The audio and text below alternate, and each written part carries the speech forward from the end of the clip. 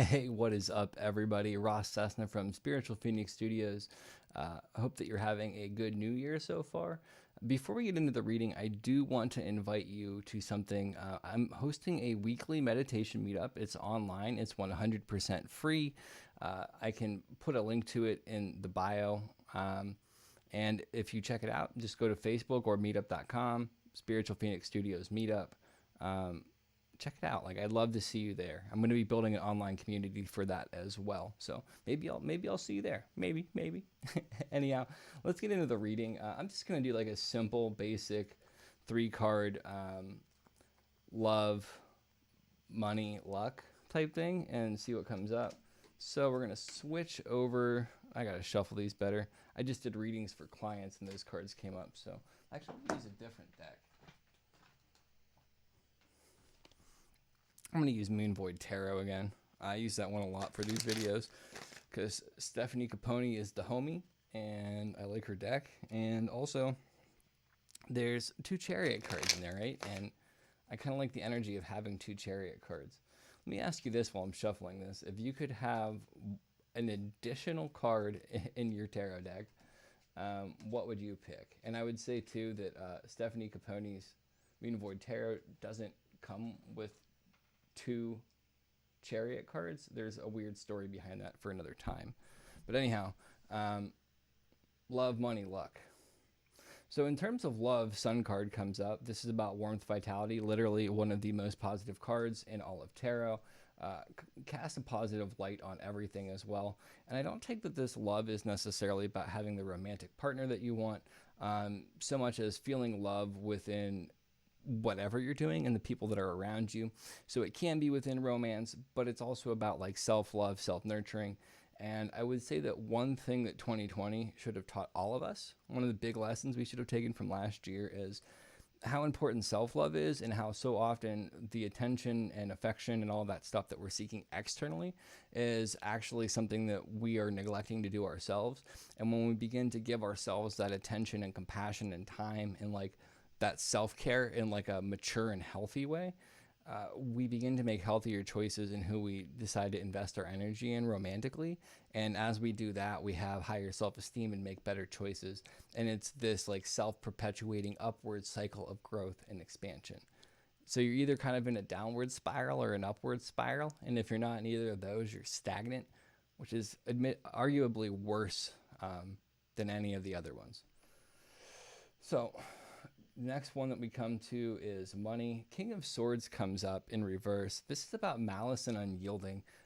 This is kind of saying that there's probably still going to be some money problems or money challenges. Here's the thing. Money is one of those things where there's never necessarily really enough for probably 80 to 90% of the population, if not more.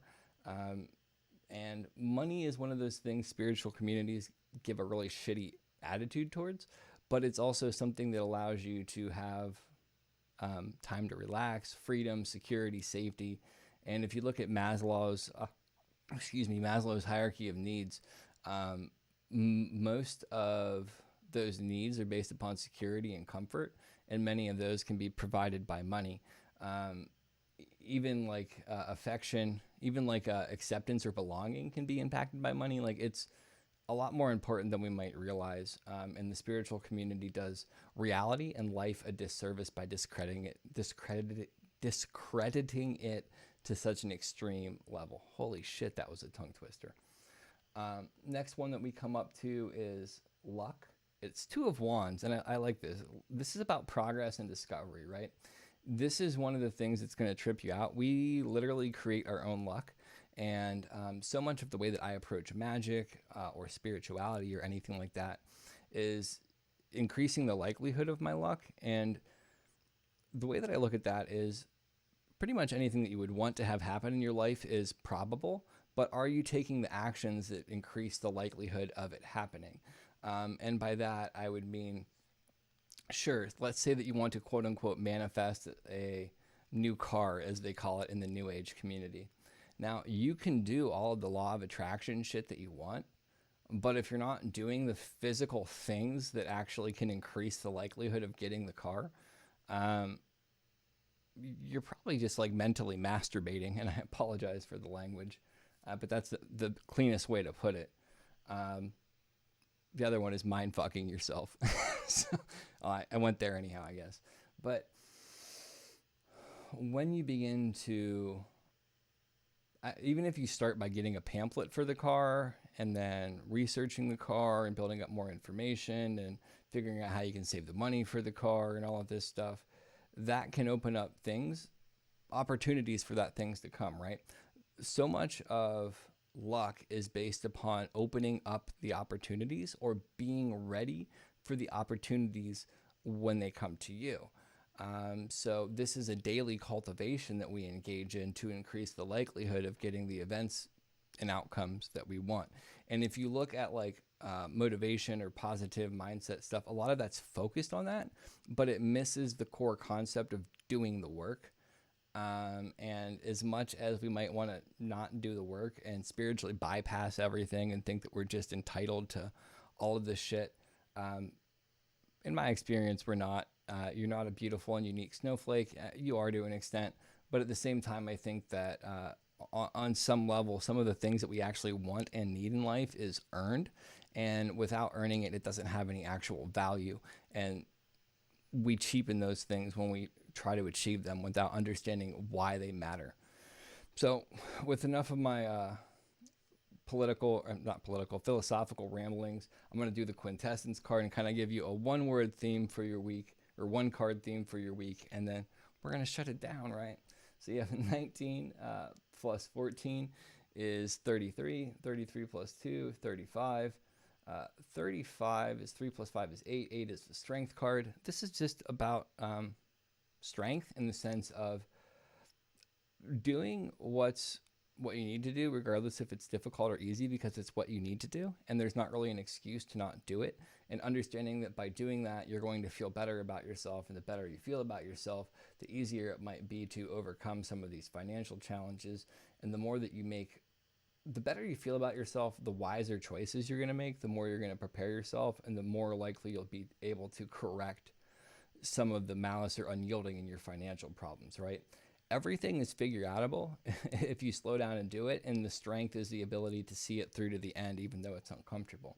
Now, this is the other part of the strength card. Courage is a key component of it too.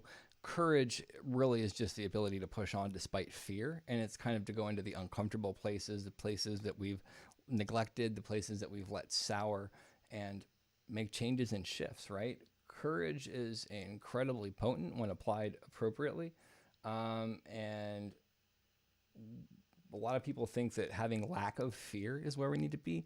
It's not having lack of fear, it's continuing on despite fear.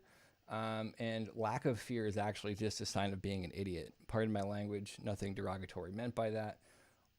Lack of fear, you're just being stupid though, because there's things that we should be afraid of. But danger is different than fear. That's a whole different topic, and I'm not going to go on this huge philosophical rant because I'm already rambling. With that said, again, check out that meetup.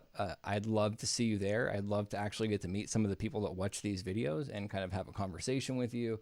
And if you want to see what that meetup looks like, there's a portion of it that I record where nobody else is involved, so you wouldn't be on camera.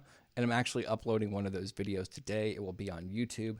I don't think I can upload it to Instagram TV, but it will be on YouTube and it will be on Facebook if you want to check that out and see. It's like an hour-long relaxation exercise, and then afterwards we have a discussion. The discussion isn't videotaped, so your privacy is maintained. And with that said, I literally am going to shut up now. Peace.